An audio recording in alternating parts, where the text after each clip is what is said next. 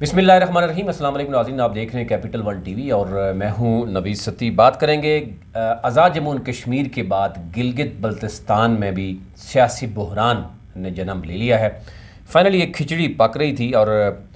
گزشتہ روز جب کابینہ کا اجلاس ہوا اس میں 10 وزراء اور مشیر جو ہے وہ انہوں نے سادہ الفاظ میں انہوں نے بغاوت کی اور وہ غائب ہوئے اور وہ کابینہ اجلاس میں نہ آئے۔ صرف آپ اندازہ کر سکتے ہیں کہ اس میں جو جاوید منوا ہیں اور سہیل عباس سمیت چند لوگ جو ہے وہ آئے ہیں، ادروائز باقی یعنی آپ اندازہ کریں کہ پہلے سے ہی بات ہو رہی ہے کہ فتح اللہ جو ہے وہ ایک الگ گروپ ہے، پھر بلتستان کا ایک الگ گروپ ہے، پھر یہ بھی بات ہو رہی ہے کہ جناب جو ڈپٹی اسپیکر ہیں ان کو بھی اشارہ مل گیا ہے اور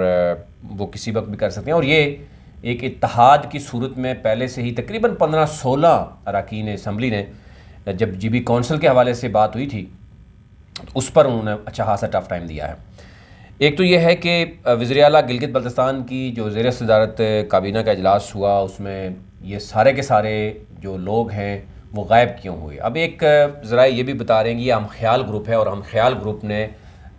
سوچ کر سمجھ کر فیصلہ کیا اور پھر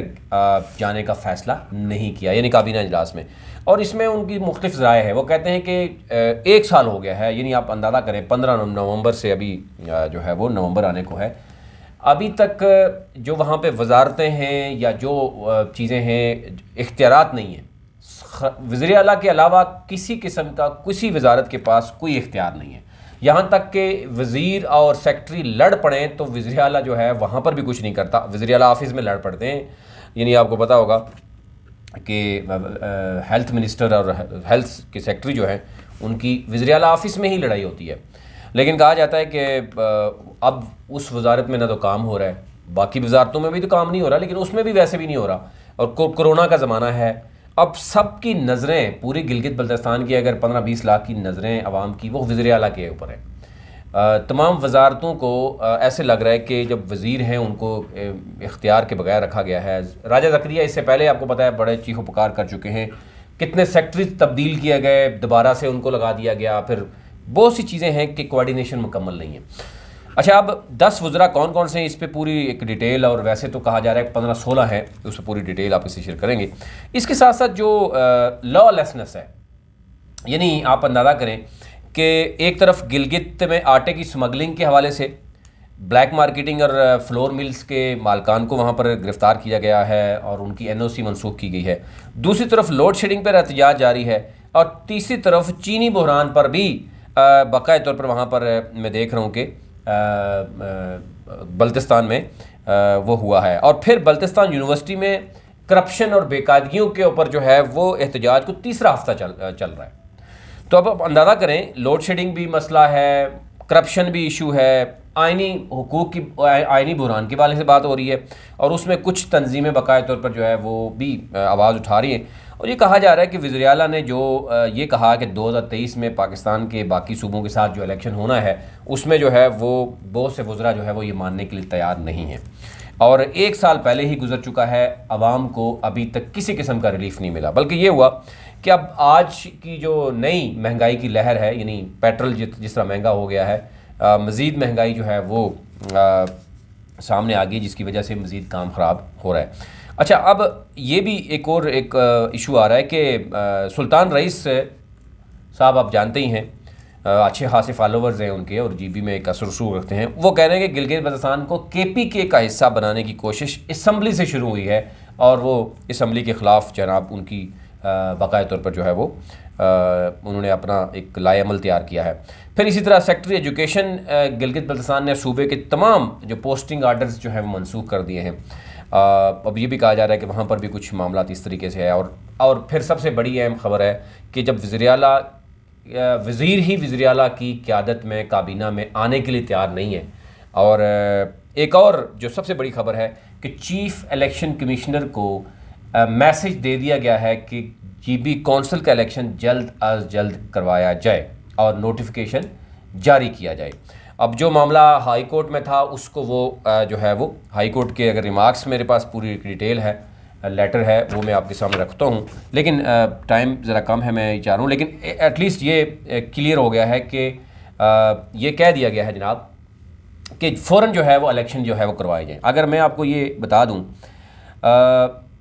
یہ آ گیا ہے جناب، یہ آرڈر آ گیا ہے، یہ 12/10 کو آرڈر آیا ہے، محمد عمران این حفیظ الرحمان جو ان کی طرف سے یہ کیا گیا تھا، attorney seek some time to file a detail reply on behalf of respondent 1 2 3۔ اب اس میں یہ چیزیں ساری آ گئی ہیں، اس کہ ایک تو یہ ہے کہ الیکشن فوراً کروائے جائیں، اس میں کسی قسم کا کوئی سٹے نہیں ہے، یہ میسج دے دیا گیا۔ اب چیف الیکشن کمشنر نے ذرا شیڈیول جاری کرنا ہے، اور اس کے لیے وزیر اعلیٰ یعنی گلگت بلتستان جو ہیں وہ ریڈی نہیں ہے، وہ الیکشن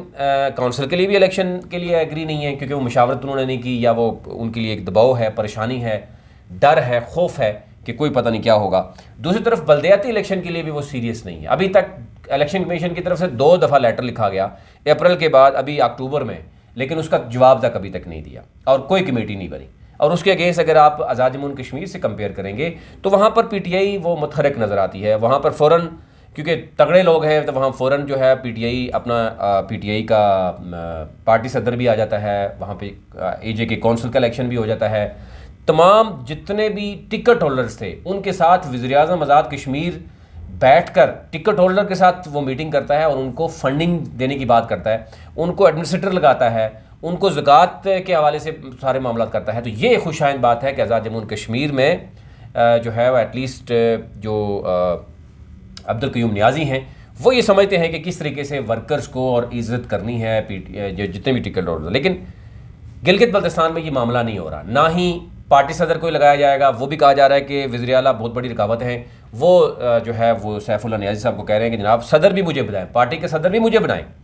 اور پھر اس کے بعد الیکشن بھی وہ نہیں کروانے کے لیے تیار نہیں، بلدیاتی الیکشن کروانے کے لیے تیار نہیں ہے۔ ان کے بقول ان کے بڑے قریبی لوگ یہ سمجھتے ہیں کہ ان کے معاملات کو روکا جا رہا ہے، ان کے معاملات جو ہے وہ روکنے میں بہت سی طاقتیں ہیں، ان کو مطلب ان کی حکومت کے حوالے سے کہا جا رہا ہے کہ ان کے یعنی 1-2-3 گروپ ہیں، جیسے فتح اللہ گروپ ہیں، وہ سی ایم کے کینڈیڈیٹ تھے، پھر اسی طرح بلتستان کے بہت سے لوگ ہیں، اب ڈپٹی جو اسپیکر ہیں ان کو بھی ریڈی کر رکھا ہے اس حوالے سے۔ تو یہ اوورال معاملات ہیں جو ابھی تک گلگت بلتستان میں یعنی ایک کھچڑی پکی ہوئی ہے، اور عوام کو ریلیف دینے کی بجائے ابھی تک آپس میں جو ہے وہ الجھنا اور لڑنا، اور یہ معاملات جو ہے وہ ابھی تک عروج پہ ہیں۔ ابھی تک لیے اتنا ہی، اپنا اپنے ملک کا خیال رکھیے، اور آنے کے بعد